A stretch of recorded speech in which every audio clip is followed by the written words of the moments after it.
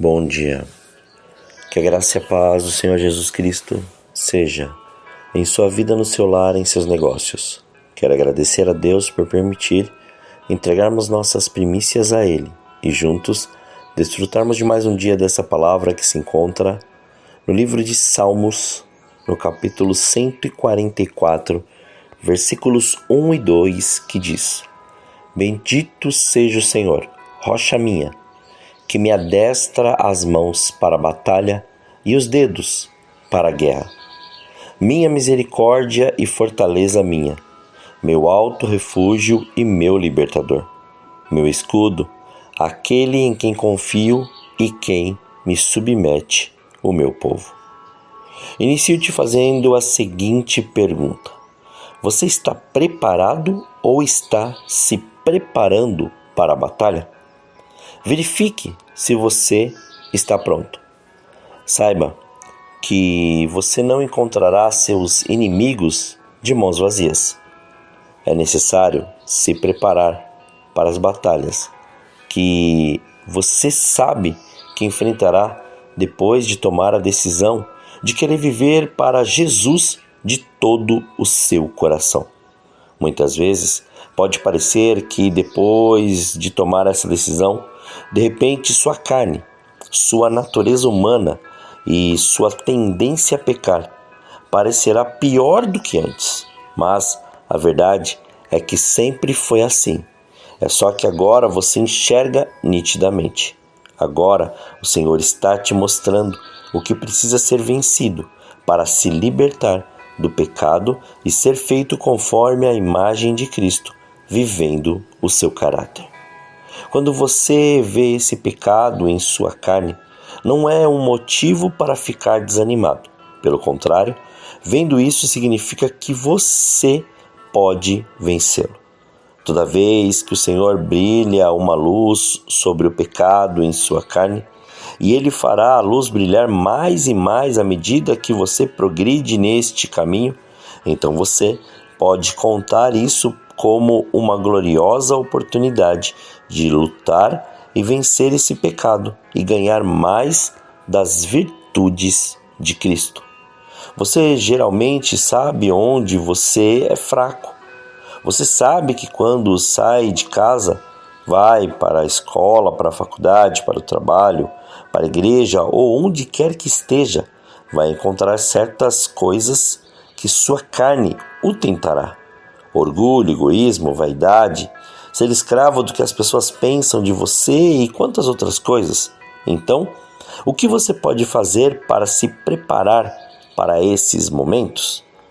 Vamos lembrar daquilo que ensinou Pedro em sua primeira carta, no capítulo 4, versículos 1 e 2, que nos diz: Ora, tendo Cristo sofrido na carne, armai-vos também vós do mesmo pensamento.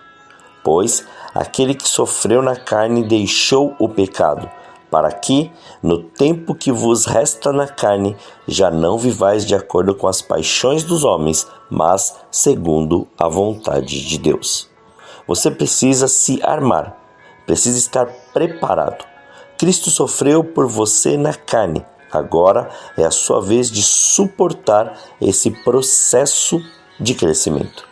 Você precisa usar aqueles momentos em que você não está envolvido em batalha para conseguir as armas com as quais precisa lutar. Aproveite o tempo para nutrir seu espírito com a palavra de Deus e se familiarizar com ela, pois ela tornar-se-á sua espada no tempo da tentação. Busque todos os ensinamentos de Jesus. Aprenda sobre ele, pois nos mostrou o caminho.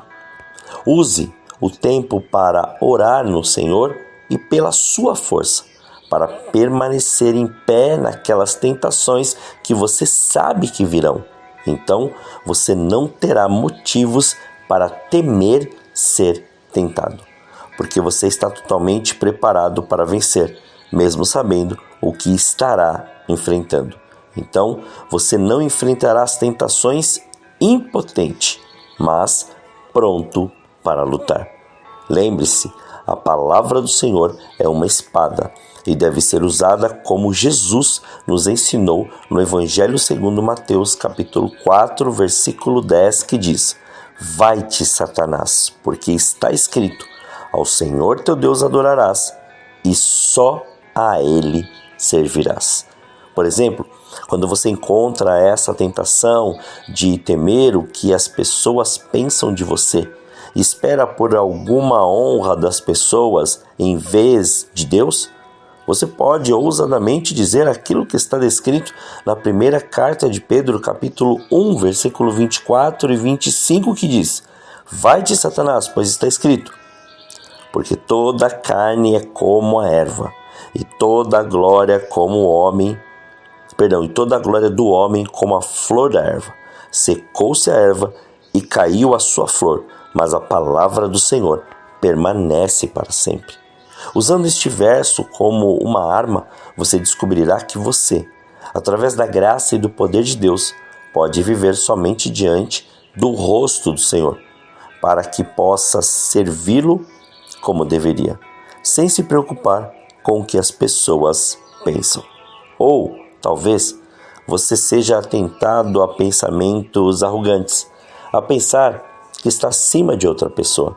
Então, você pode dizer: não permitirei que esses pensamentos vivam, pois está escrito: Deus resiste aos soberbos, mas dá graça aos humildes, conforme escrito na carta de Tiago, capítulo 4, versículo 6, e também lá no Evangelho segundo Mateus, capítulo 23, versículo 12, que diz: Quem a si mesmo se exaltar será humilhado, e quem a si mesmo se humilhar será exaltado. Lutar é preciso e necessário. Jesus venceu para podermos assumir essa condição de vencermos. Quando você luta contra isso, você se torna humilde por natureza e aprende a ser uma bênção e um encorajamento para os outros, levantando-se e vendo-os como os indivíduos que o Senhor criou. A tentação de caluniar ou falar mal de alguém pode ser condenada à morte se você usar a arma descrita na carta de Tiago, capítulo 3, versículo 9 a 11, que diz: Com ela bendizemos a Deus e Pai, e com ela amaldiçoamos os homens, feitos à semelhança de Deus. De uma mesma boca procede bênção e maldição. Meus irmãos, não convém que isto se faça assim. Porventura, deita alguma fonte de um mesmo manancial água doce e água amargosa? Com o uso constante deste versículo, você se verá crescendo em amor, bondade e misericórdia. Quando o coração está cheio dessas virtudes, a língua também as fala. E também faz necessário compreendermos o jejum como uma arma eficaz, pois o jejum não muda Deus, ele muda você, ele nos muda. O jejum não deixará o Senhor mais bonzinho ou misericordioso. Na verdade, ele está diretamente relacionado a nós, isto é, a nossa necessidade de romper as barreiras e limitações da nossa carne. O jejum mortifica a nossa carne e deixa nosso espírito atento. Sendo assim, seu propósito primário é a mortificação da carne. Muitos talvez ainda tenham uma visão de que o jejum é como uma mágica e por si só resolverá o que quer. Mas, na verdade, não é desta forma que funciona. Quando jejuamos, não devemos crer no jejum, mas sim no Senhor, pois é Ele quem faz. Quando jejuamos, a resposta da oração flui melhor, porque estamos liberando nosso espírito na batalha contra a carne. Portanto, ao jejuar, removemos entulho da carne, liberando espaço para a nossa fé se expressar. Apesar da mortificação da carne ser o propósito central do jejum, vemos na Bíblia diferentes motivos para ele, como consagração, arrependimento de pecados, luto, aflições, busca por proteção em situações de enfermidade, intercessão, entre outros. A palavra não determina um tempo certo para o jejum. Desta forma, cada um é livre para escolher quanto tempo irá durar e quanto fazer. Vemos vários exemplos de jejum de durações diferentes na palavra. Vou citar somente 3. 3 dias, o jejum de Esther ou de Paulo. 21 dias o jejum de Daniel em favor de Jerusalém. 40 dias o jejum do Senhor Jesus no deserto. Fazendo com que essa verdade seja aplicada todos os dias, você estará se preparando para vencer as batalhas, sabendo que a prontidão e a disposição sempre revelará sua obediência naquilo que propôs fazer. Você não ficará com dúvida, esperando que vença ou preocupado com o que acontecerá quando encontrar o pecado em sua carne. Não, é uma vitória retumbante, porque você tem a munição completa que precisa para vencer. Permaneça constante, esforça-se e cada dia se aperfeiçoe mais, busque mais e se entregue mais. E sempre tenha em mente que através da oração, da meditação da palavra e do jejum, caminhamos munidos do armamento espiritual para vencermos e chegarmos ao alvo da nossa vocação, a vida eterna em Cristo Jesus. Oremos, Pai, nós te louvamos e te agradecemos. Muito obrigado por este dia. Obrigado pela sua presença, obrigado pelo seu amor. Obrigado por este fôlego de vida. Obrigado por nos despertar e mostrar a cada dia mais a sua misericórdia, o seu amor, a sua graça. Obrigado, Pai, por nos revelar cada vez mais o seu senhorio e tudo que o Senhor tem preparado para nós. Somos gratos, Pai, pelo Senhor nos mostrar os detalhes. Gratos por repararmos hoje, até mesmo em um canto, Pai, de um pássaro. Somos gratos a Ti. Muito obrigado, Senhor. Muito obrigado por revelar cada vez mais o seu senhorio e reconhecermos a sua presença, a sua graça e a sua glória. Muito obrigado, Senhor. Assim que se faça presente e manifesto a sua vontade, que o seu reino venha e o seu querer seja absoluto em nós.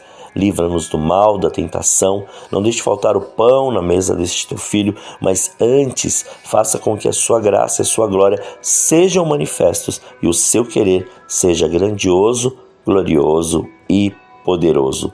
Muito obrigado. Consagramos este dia, consagramos nossas vidas, consagramos tudo diante do seu altar, para que o seu nome continue sendo glorificado, exaltado e engrandecido em tudo o que fizermos. Muito obrigado, Senhor. Assim oramos, em nome de Jesus. Amém. Que você tenha um dia abençoado na presença do Senhor. Quem vos fala é o pastor Leandro Araújo, de São Paulo, capital. Deus te abençoe grandemente.